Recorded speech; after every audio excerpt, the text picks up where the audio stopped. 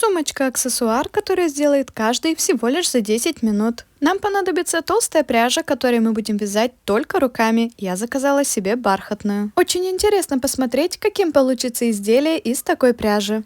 Также для сумки я взяла вот такую жемчужную ручку и фурнитуру, чтобы ручку к сумке прикрепить. А из инструментов понадобятся только наши руки. Берем нашу пряжу, таким образом загибаем и продеваем нашу первую начальную петлю.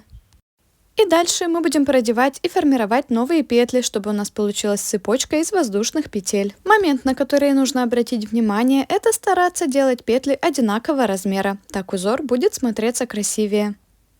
Я проделала так цепочку из 4 воздушных петель, а 5-я петля осталась открытая. Далее вокруг этой косички нужно вытянуть новые петли для первого ряда. Одна открытая петля у нас уже есть, ее пропускаем, а начиная со второй, за боковые стенки косички, продеваем и вытягиваем новые петли, также стараясь сделать их одинакового размера.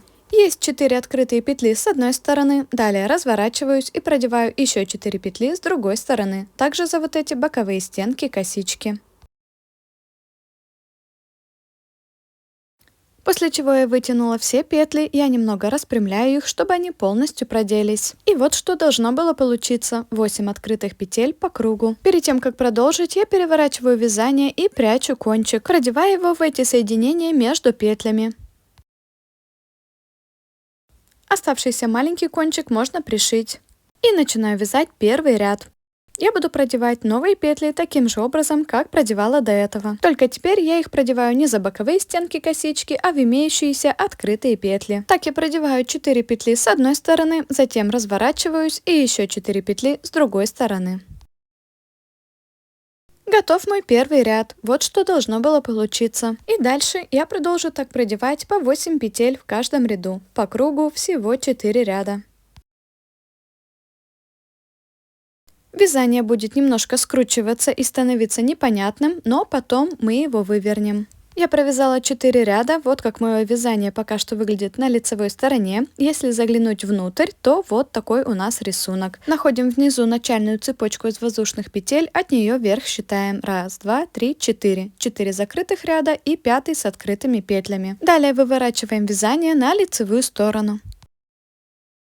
Так наше изделие должно выглядеть на лицевой стороне, и это будет маленькая сумочка. Дальше мы отрезаем нашу пряжу, оставляя кончик длиной примерно 40-50 сантиметров. На такую сумочку ушло примерно пол мотка пряжи, это где-то 250 грамм. Ну а дальше я беру кончик и продеваю его через открытые петли по кругу.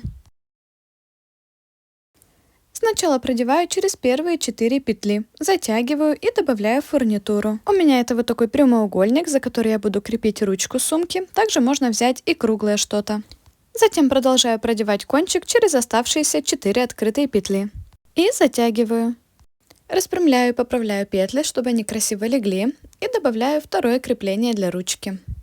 И далее иду по второму кругу и продеваю еще раз кончик уже через все 8 петель.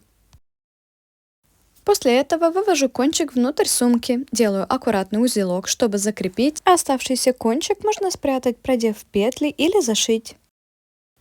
И осталось закрепить ручку сумки. По желанию можно сделать ручку из этой же пряжи или прикрепить цепочку. Ну а мне кажется, сюда идеально подошла именно такая ручка. И вот он мой результат. Такая маленькая и очень красивая за счет своей бархатности получилась сумочка-аксессуар. По такому принципу можно сделать сумку любого размера, набрать более длинную цепочку из воздушных петель и провязать больше рядов. А как вам такая сумочка?